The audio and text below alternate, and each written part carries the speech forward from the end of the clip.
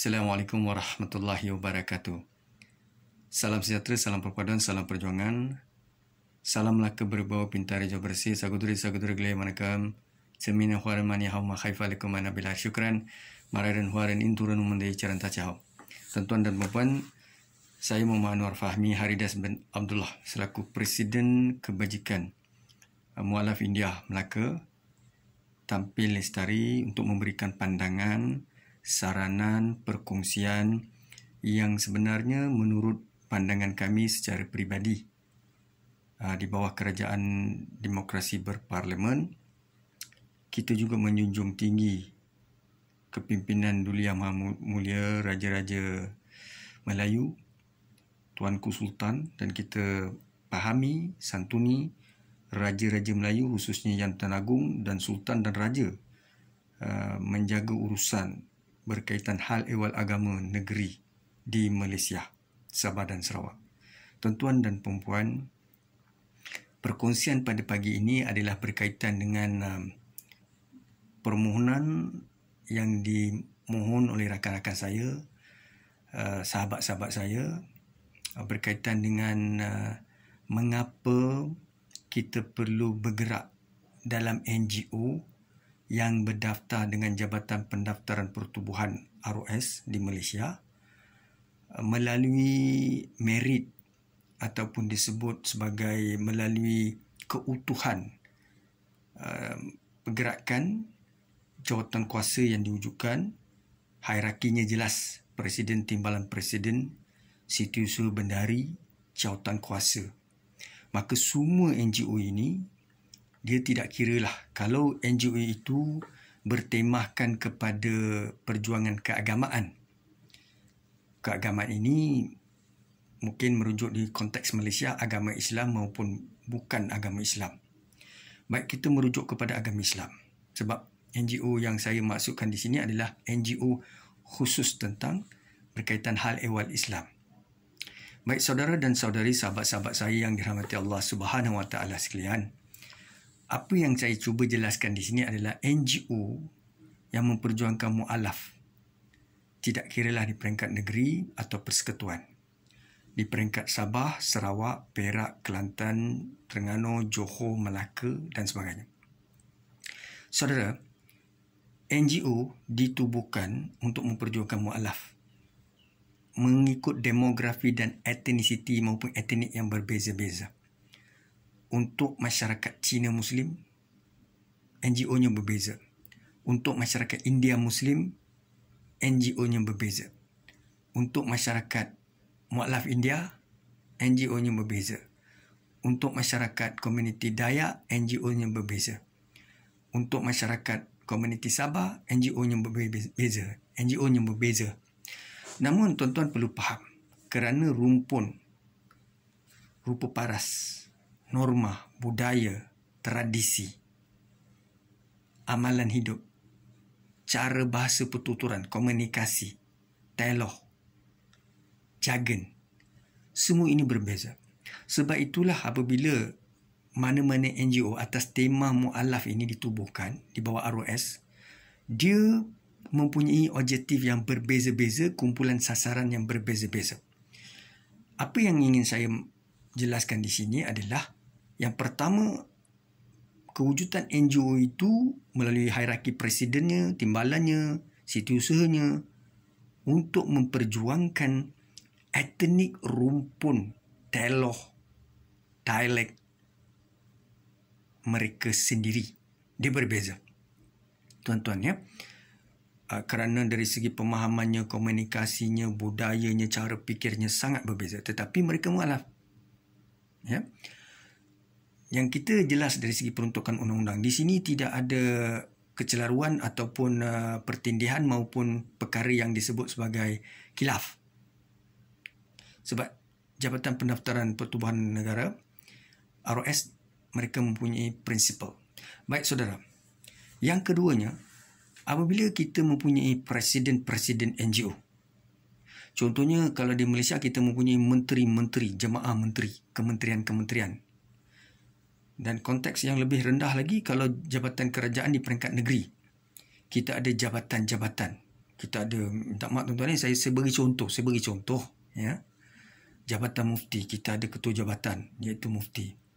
Kita ada ketua pengarah KPP dakwah, kita ada KPP ketua jabatan. Kita ada jabatan agama Islam pengarah, kita ada pengarah jabatan ketua jabatannya, ketua pusat tanggungjawab atau ketua jabatan iaitu pengarah. Kita ada bahagian penguatkuasa, ya, ketua penolong pengarah bahagian penguatkuasa. Itu semua disebut ketua jabatan. Begitu juga berbalik kepada NGO. Kita ada NGO Cina Muslim, kita ada NGO India Muslim, kita ada NGO Dayak, kita ada NGO Sabah, kita ada macam-macam NGO. Presiden dia berbeza-beza. Apabila disebut presiden yang berdaftar, hierarkinya sama, meritnya sama. Dia tak kira usia, dia tidak mengenal berapa lama memeluk Islam, dia tidak mengenal seniority, dia tidak mengenal ilmu PhD ataupun SPM. Sebenarnya, semua NGO ini, presidennya itu apabila duduk dalam satu majlis, hierarkinya sama. Kalau imbuhan dari segi pemberian pun sama. Contohnya satu pusat tanggungjawab, satu pusat zakat, satu pusat baitumal, ya, pengurusan kewangan. Mereka mahu allocate ataupun membahagikan, memberikan peruntukan, dia mestilah memberikan peruntukan sewajarnya kepada semua NGO ini, yang mana NGO itu bukanlah banyak sangat, tidaklah sampai 20, di bawah 10, ya. Jadi peruntukan itu biar setara. NGO Cina-nya katakan diberi 10,000, NGO India Muslimnya 10,000, NGO Dayaknya 10,000, Sabahnya 10,000, jelas. Layanan perlu sama, hubungan perlu sama, komunikasi perlu setara, kunjungan hormat perlu setara, MOU perlu setara. Jadi apabila perkara ini berlaku, maka semua presiden-presiden, semua timbalan-timbalan presiden, semua setiausaha, semua bendahari, semua jawatan kuasa, setiap NGO ini akan rasa lestari, tenang, bahagia. Siapa mahu duka lara, kecewa, terpinggir, terseksa, prasangka. Sebab dia berlaku komunikasi terhalang, miscommunication. Sebab apabila kita gagal memahami kewujudan NGO dan peranan mereka, bagi kita tidak perlu cukup satu NGO, cukup setakat satu entiti. Tidak boleh begitu tuan-tuan. Sebab kita perlu faham budaya berbeza, tradisi berbeza, etnik berbeza, komunikasi berbeza, bahasa berbeza, sikap berbeza, dia tidak sama.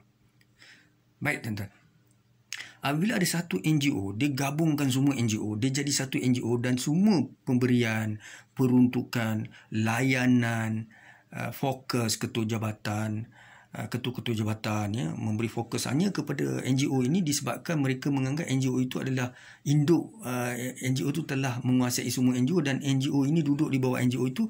Ini jadi masalah bagi kebanyakan NGO lain sebab dia begini, ya, NGO dia tidak boleh sama. Okay? NGO dia berbeza, objektifnya berbeza. Tapi apabila mungkin ada niat untuk menyatukan satu NGO dalam satu gabungan, dia bukannya, minta maaf, saya bukan nak berpolitik, tapi kita tengok politik ni agak jelas sedikit.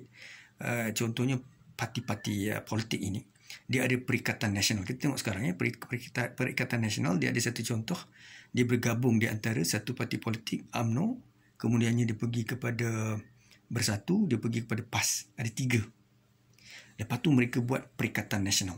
Itu mereka buat sebab mereka nak memimpin Malaysia. Kalau tak mereka rebah, itu cerita politik. Baik, kita ambil semiotik dan metafor. Sebab saya melihat, bila saya cakap begini, ada pihak yang fitnah, al-fitnatul syarminah. Dia fitnah saya. Mungkin tak tahu apa niat dia, saya pun tidak mahu panjangkan perkara ini. Tapi bagi saya begini, kepakaran saya, leadership, communication, psychology, perkara-perkara tentang effective speaking, penganalisis politik. Jadi saya akan bercakap dengan cabang yang berbeza-beza. Tapi ada pihak ni dia manipulasi, ya, dia menggunakan perkara itu untuk memutar belit. Akhirnya melihat saya ni seorang yang banyak berpolitik. Minta maaf tuan-tuan, ya. Saya dah berumur 45, saya tahu bila saya diberi mic politik, saya bercakap tentang sebagai penganalisis politik. Bila saya diarahkan bercakap tentang akademik, mic akademik, saya bercakap tentang akademik. Kalau saya diberi mic untuk bercakap pasal agama, saya hanya cerita pasal agama. Kalau saya diberi mic untuk bercakap platform untuk cakap dari segi psikologi, saya cerita tentang psikologi. Saya tahu, saya matang, saya telah berusia di mana tempat dan keadaan apa isu yang perlu saya bercakap. Jadi tuan berbalik kepada itu, kawan-kawan dan rakan-rakan saya minta supaya pihak pusat tanggungjawab Ketua Jabatan memahami perkara ini, yang mana kalaulah katakan nak merancang satu program mal ijrah, okey, yang itu kemungkinan gabungan itu semua presiden boleh dimaklumkan, presiden akan hantar wakil-wakil, kita boleh bergerak begitu. Tetapi dia tidak boleh sama sekali Ketua Jabatan, Ketua Pusat Tanggungjawab Jabatan Agama ke Jabatan Mufti ke Baitul Mal ke apa ke Pusat Zakat, dia hanya beri pada satu NGO satu peruntukan lamsam, suruh NGO tu run dan bincang pandai-pandai. Ini salah. Jadi saya syorkan kepada mana-mana pihak dalam sistem negeri, federal, state, local government, supaya panggil semua presiden, tanya mereka program ini mahu dilaksanakan, jawatan kuasa perlu diwujudkan. Jadi lebih elok bagi saya libatkan semua presiden. Dia tidaklah kita cakap orang ini. Jadi dia akan jadi satu penafian dan satu keadaan di mana mereka rasa terkilan. Dan dari segi sistemnya adalah, kalau kita panggil, Perdana Menteri memanggil jemaah menteri, dia kena panggil semua menteri dan kementerian. Dia tak boleh panggil satu kementerian, dua kementerian berbincang. Dia akhirnya akan menjadi satu prasangka, satu isu yang tidak senang di kalangan menteri dan jemaah menteri lain. Jadi amalan ini yang saya jelaskan. Saya sebenarnya, apa yang saya cuba sampaikan, bukan mahu mencari salah, bukan mahu menghina, bukan mahu mencela, bukan mahu menjadi pandai, hebat, tidak. Sebab inilah komunikasinya terputus, sebab inilah prasangkanya wujud, sebab inilah rasa kita jauh daripada pemimpin, kita jauh daripada ketua jabatan, kita jauh daripada pengarah jabatan agama, kita jauh daripada mufti, kita jauh daripada KPP dakwah, kita jauh. Sebab apa? Sebab ini. Sebab ada satu dua pihak yang rapat. Jadi presiden-presiden lain tak rapat. Lepas tu dalam jawatan kuasa, sistem kita ni khilaf. Saya menyatakan sistem kita khilaf. Sebab sistem ni dia tak boleh utamakan satu orang presiden untuk, tak boleh. Kalau NGO ni ada tujuh tu kena masuk dalam jawatan kuasa yang dia nak wujudkan. Mahal ijrah, jawatan kuasa forum perdana, jawatan kuasa pengagihan bantuan, jawatan kuasa pergerakan. Dia semua presiden tu duduk dalam satu, tapi dinaungi oleh pengarah jabatan agama atau jabatan mufti ataupun KPP dakwah. Itu yang sepatutnya dibuat. Tapi kalau ada agenda untuk menyatukan dan jadikan satu 5 NGO bawah satu dan ada satu presiden, dia akan jadi isu. Isunya sebab menteri sama level dia. Contoh faham? Menteri semua sama. Kalau kita ambil satu menteri menguasai menteri lain, marahlah menteri lain. Inilah yang kita nak sebut. Sebenarnya benda itu mudah. Kita jangan sukarkan dan jangan kita buat perkara-perkara yang agak janggal dan pelik, kan dia akan menjadi isu dalam sistem. Sebab tu bagi saya tidak ada masalah sekiranya kita wujudkan apa saja program. Kita CM nak turun padang ke, CM nak ziarah ke, program bersama masyarakat, program bersama mualaf dan sebagainya, libatkan semua presiden NGO. Dan dalam jawatan kuasa itu penasihat dia adalah Ketua Menteri Melaka, kemudian sebab beliau pengurusi hal ehwal agama negeri, kemudiannya Majlis Agama Islam, pengurusi Majlis Agama Islam, CM kan, dia penasihat, pengurusi dia mungkin dia boleh jadilah sesiapalah yang dia di takbir masjid ke penyelaras takbir masjid dan sebagainya. Kemudiannya semua pengurusi lain adalah jawatan kuasa bersama.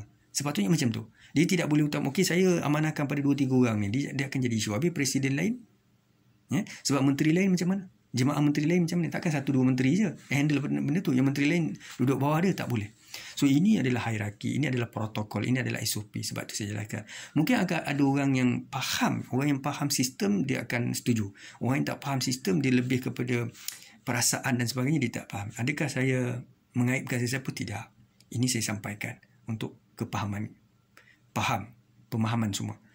Saya minta dengan tenang, dengan hati terbuka, untuk masa depan kita, tolonglah kita buat perkara ini dengan profesional, dengan baik. InsyaAllah kita akan pergi jauh. Tapi kalau kita tidak mahu buat, nanti kita takkan ke mana lah. Sebab dia takkan bergerak. With that, syukran dan rifanakum. Assalamualaikum warahmatullahi wabarakatuh.